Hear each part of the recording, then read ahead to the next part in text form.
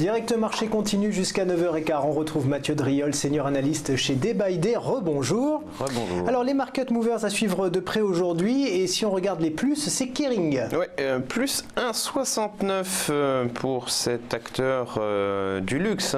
Il n'y a plus vraiment de distribution dans Kering. Il y a beaucoup de luxe, ce qui expliquait en partie en fait la très forte progression des derniers mois par changement de multiples de valorisation entre distribution et luxe. C'est pas vraiment les mêmes marges. Kering est une valeur donc forte en tendance très claire depuis la fin mars ici. Vous voyez ce mouvement haussier très spectaculaire. On avait un niveau de support majeur à 475,90, niveau que l'on a enfoncé brièvement le 25 juin en clôture.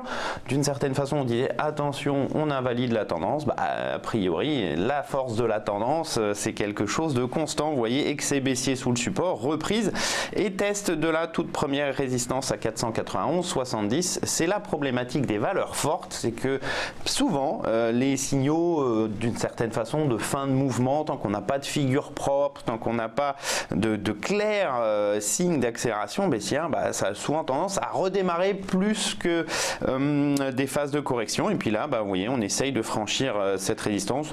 D'une certaine façon, seule une nouvelle clôture sous 475,90 dégraderait cette tendance, ma foi, très spectaculaire.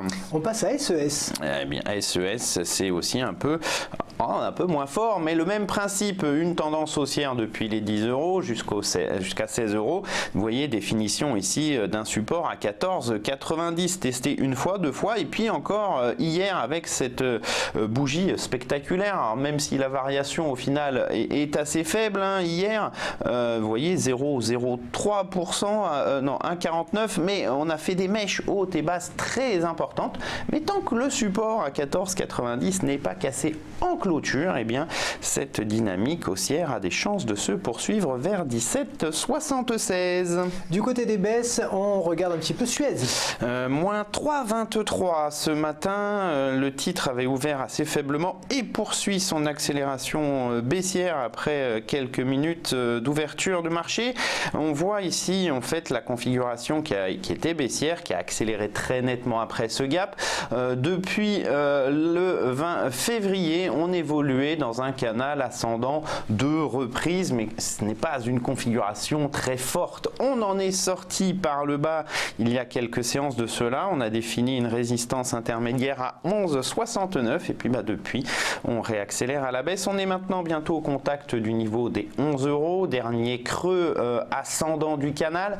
Attention à une rupture en clôture de ce soutien qui a priori provoquerait la formation d'un nouveau creux sous 10,04. Donc méfiance sur Suez.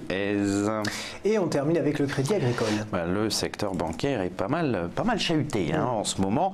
Des dynamiques baissières avérées, c'est le cas de Crédit Agricole avec cette succession depuis presque le début d'année en fait de creux et de sommets descendants. La dernière impulsion ici à la fin mai avait été consolidée dans un triangle symétrique. C'est une figure de continuation de tendance et elle se poursuit. On en est sorti par le bas. Hier, séance volatile, mais aujourd'hui, moins 1%. Eh bien, on ouvre sur le bas du range. La tendance reste bel et bien baissière. La problématique, c'est plutôt les supports, puisque les tout premiers sont à 10,62 et 10,11. On voit actuellement 11,40. Fait quand même 80 centimes de baisse potentielle avant de trouver un soutien, ce qui pour un titre qui vaut un peu plus de 11 €, fait beaucoup en pourcentage. Donc, méfiance, c'est peut-être pas fini sur les banques. Eh bien, merci beaucoup Mathieu Driol. Passez une très belle journée. Je rappelle que vous êtes analyste senior chez Day by Day.